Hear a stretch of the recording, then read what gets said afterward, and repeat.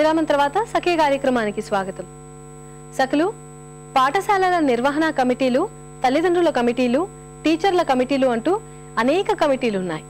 మొదట వీళ్ళు పాఠశాలలో చదువుకునే మన పిల్లలు, ముఖ్యంగా ఆడపిల్లలు అవసరాల్లో ఉండాల్సిన కనీస వసతుల గురించి తెలుసుకోవాలి.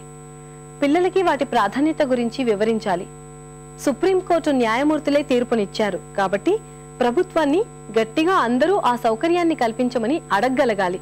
మనం మన పిల్లలకి చెప్పే పాఠ్యాంశాల్లో పారిశుద్ధ్యం, పర్యావరణ ప్రాధాన్యతని పాఠాలుగా చేర్చడం అవసరం.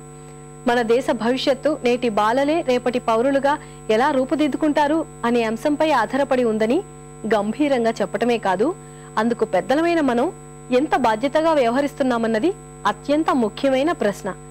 ఈ ప్రశ్న ఎవరికి వాళ్ళు వేసుకోవాలి. ఏమంటారు? మీ అభిప్రాయాన్ని మా క్లాస్ పంపిస్తారా?